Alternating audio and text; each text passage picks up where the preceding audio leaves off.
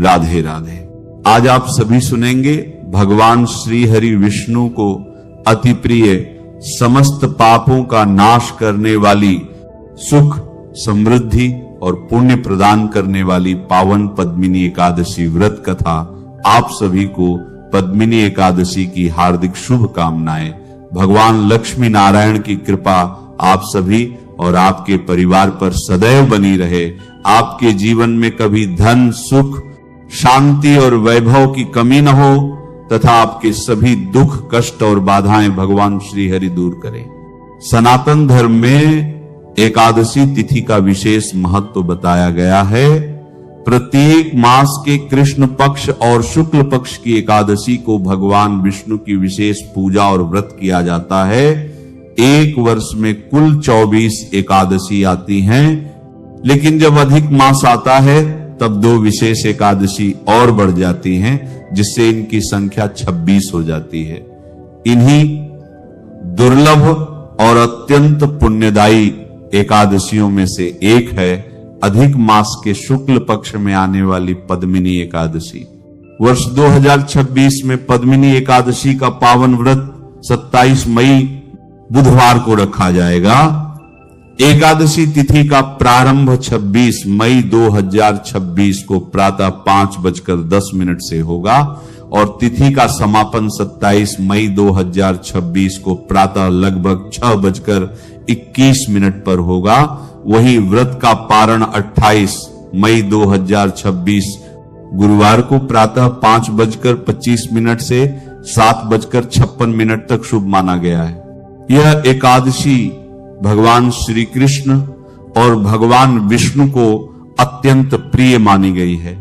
इसे 11 व्रत के नाम से भी जाना जाता है। मान्यता है कि जो भक्त श्रद्धा, भक्ति और नियम पूर्वक इस व्रत को करता है, उसके जीवन के अनेक कष्ट दूर होने लगते हैं और भगवान विष्णु की कृपा से उसके जीवन में शुभता का प्रवेश होता है। पद्मिनी एकादशी के दिन भगवान विष्णु के पद्मनाभ स्वरूप का विशेष पूजन करना चाहिए। साथ ही श्री राधा कृष्ण और भगवान शिव माता पार्वती की युगल प्रतिमा स्थापित करके विधि विधान से पूजा करनी चाहिए। इस दिन दीपदान, हरिनाम संकीर्तन, विष्णु सहस्र नाम का पाठ और तुलसी पूजन का भी अत्यंत महत्व बताया गया है। जब भक्त सच्चे मन से भगवान का स्मरण करता है तब उसके जीवन में सकारात्मक परिवर्तन आने लगते हैं। शास्त्रों में कहा गया है कि एकादशी का व्रत सभी प्रकार के पाप और ताप को नष्ट करने वाला होता है। इस एकादशी की महिमा का वर्णन स्वयं भगवान विष्णु ने देवर्षि नारद जी से करते हुए कहा था कि जो मनुष्य श्रद्धा से इस व्रत को करता है वह अंत में विष्णु लोक को प्राप्त होता है। यह व्रत मनुष्य के पापों को समाप्त कर उसके पुण्यों का उदय करता है और तभी व्यक्ति को सांसारिक सुख, समृद्धि, मान सम्मान और मानसिक शांति की प्राप्ति होती है। कहा जाता है कि जो भक्त पद्मिनी एकादशी की कथा श्रद्धा और विश्वास के साथ सुनता है, उसके घर की नकारात्मकता दूर होने लगती है, रुके हुए कार्य बनने लगते हैं और माता लक्ष्मी तथा भगवान नारायण की कृपा उस परिवार पर सदैव बनी रहती है। तो आइए अब पूर्ण श्रद्धा, भक्ति और विश्वास के साथ सुनते हैं श्री पद्मिनी एकादशी व्रत की यह दिव्य और पुण्यदायी कथा। तो बोलिए प्रेम से भगवान विष्णु की जय, माता लक्ष्मी की जय। बहुत समय पहले की बात है। एक बार महाराज युधिष्ठिर ने भगवान श्री कृष्ण से कहा, हे श्री कृष्ण, मलमास के शुक्ला पक्ष की एकादशी के व्रत की कथा सुनाइए। इस एकादशी का क्या नाम है, क्या पुण्य फल है और क्या विधान है? भगवान श्री कृष्णा बोले, हे राजा, अधिक मास शुक्ला पक्ष की एकादशी का नाम पद्मिनी है। इसके व्रत में भगवान पद्मनाभ की पूजा की जाती है। इस व्रत की कथा इससे पूर्व महर्षि नारद से कह चुका हूं। दशमी के दिन से ही यह व्रत आरंभ हो जाता है, यानी दशमी को ही एक बार खीर का भोजन करना चाहिए। ब्रह्मचर्य धारण करके पृथ्वी पर सोना चाहिए। एकादशी को प्रातः उठकर शौच से निवृत्त हो दातुन करे और कम से कम 12 बार आचमन कर मुंह को शुद्ध करे। किसी नदी अथवा सरोवर में स्नान करना चाहिए। इसके पूर्व मृत्तिका का लेपन करे और प्रार्थना पूर्वक स्मरण करें, हे मृत्तिके, भगवान ने वराह रूप धारण कर तुम्हारा उद्धार किया है। ब्रह्मा एवं कश्यप द्वारा तुम अभिमंत्रित की गई हो, अतः तुम मुझे भगवान की पूजा करने की शक्ति प्रदान करो। हे ब्रह्मा के मुख से उत्पन्न होने वाली और समस्त संसार को पवित्र करने वाली, तुम मेरे अंगों को पवित्र और शुद्ध करो। हे पद्मधारी देवाधिदेव जगन्नाथ, आप मुझे स्नान करने की आज्ञा दे। इस प्रकार वरुण मंत्र का जाप करता हुआ स्नान करे और धोया हुआ साफ वस्त्र धारण करे, भगवान के मंदिर में जाकर उनकी पूजा करे। राधिका सहित भगवान की स्वर्ण प्रतिमा अथवा शंकर सहित पार्वती की स्वर्ण प्रतिमा का विधिवत पूजन करें।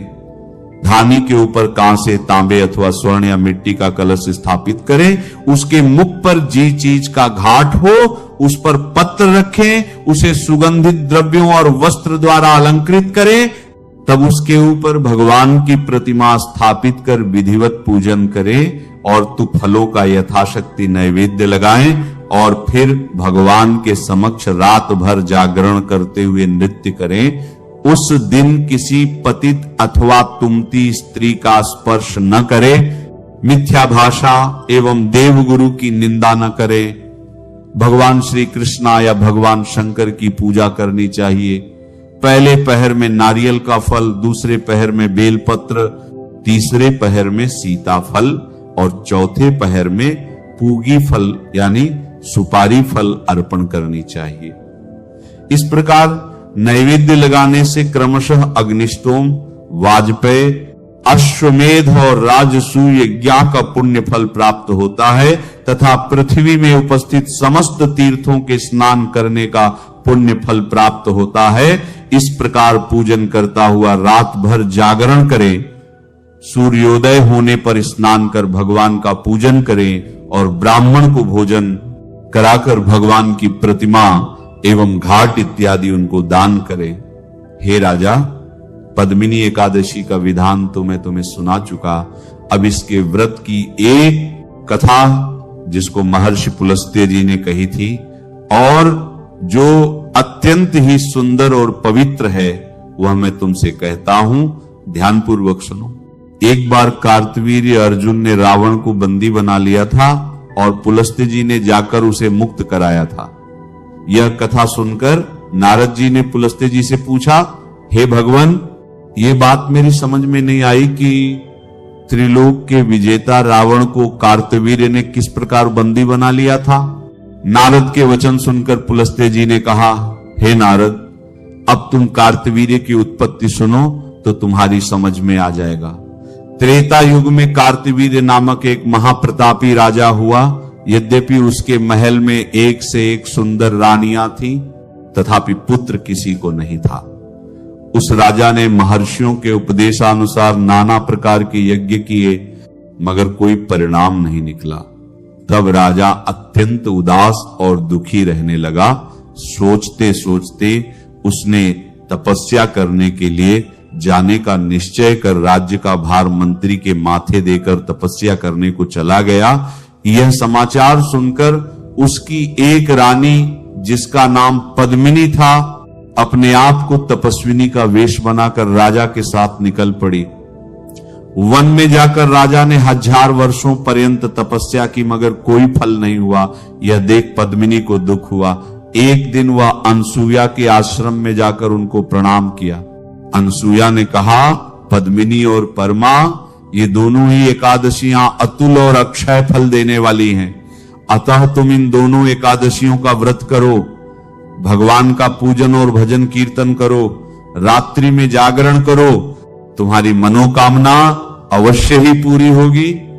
रानी ने देवी अनसुया के वचनों का विधान सुनकर अपने आश्रम में आकर पद्मिनी एकादशी का व्रत निराहार और निर्जल रहकर रात्रि जागरण कर और कीर्तन किया।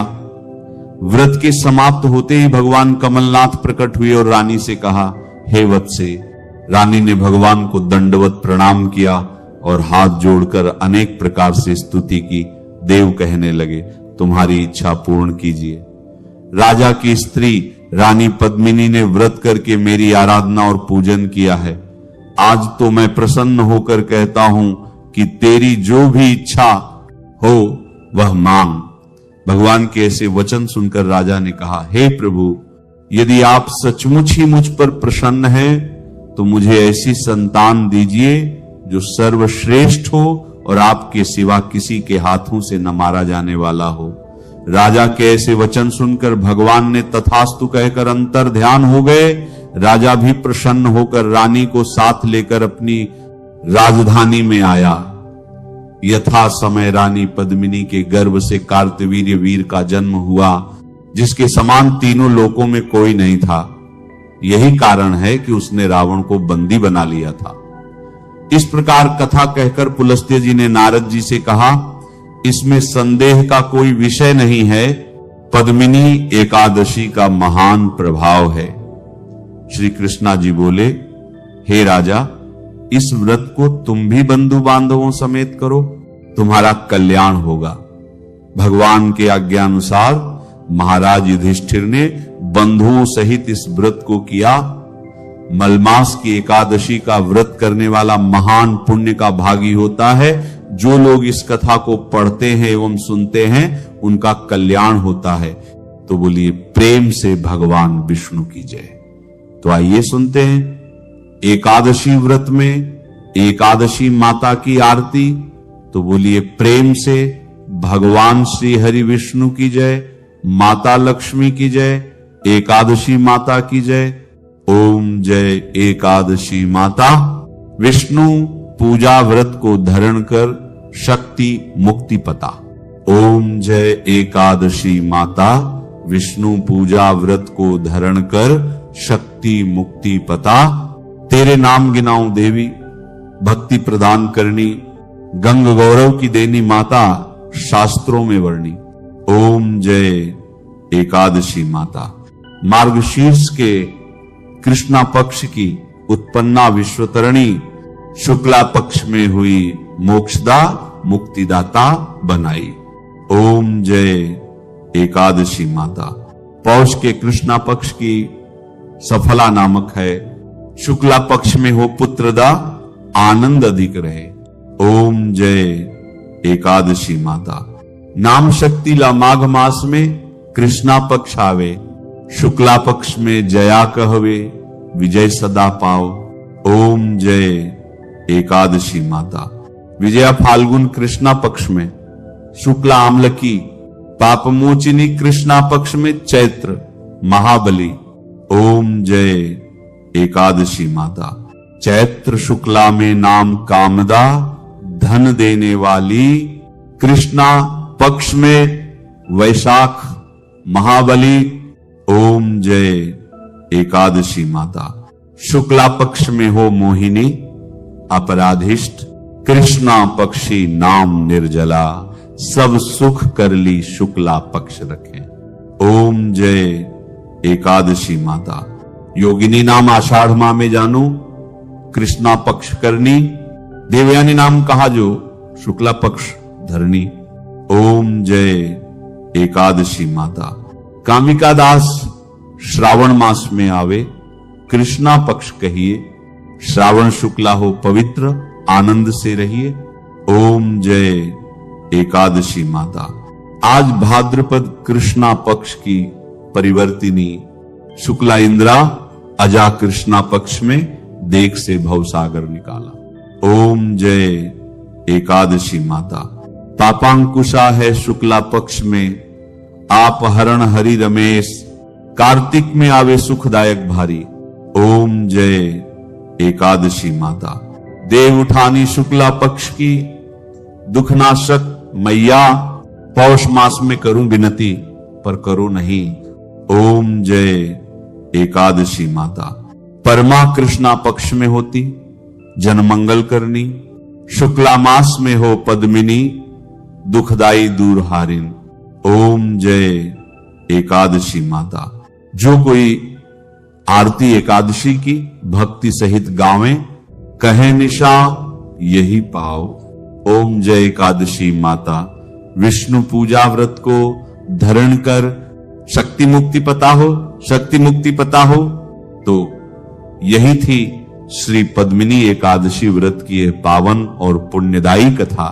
जो भी श्रद्धा, विश्वास और सच्चे मन से इस कथा को सुनता है तथा भगवान श्री हरि विष्णु का स्मरण करता है, उसके जीवन के दुख, कष्ट और बाधाएं धीरे धीरे समाप्त होने लगती हैं। भगवान लक्ष्मी नारायण की कृपा से घर में सुख, शांति, धन, वैभव और सकारात्मकता का वास होता है तथा जीवन में पुण्य और शुभ फल की प्राप्ति होती है। यदि आप भी भगवान विष्णु और माता लक्ष्मी की कृपा पाना चाहते हैं तो पद्मिनी एकादशी का व्रत श्रद्धा और नियम पूर्वक अवश्य करें। हरिनाम का जाप करें और अपने जीवन में भक्ति का दीप सदैव जलाए रखें। कहा जाता है कि जहां भगवान का नाम लिया जाता है वहां स्वयं देवताओं का आशीर्वाद बना रहता है। भगवान श्री हरि विष्णु आप सभी की मनोकामनाएं पूर्ण करें, आपके घर परिवार को सुखी रखें और जीवन के हर कष्ट को दूर करें। बोलिए लक्ष्मी नारायण भगवान की जय। बोलिए श्री राधे कृष्ण भगवान की जय।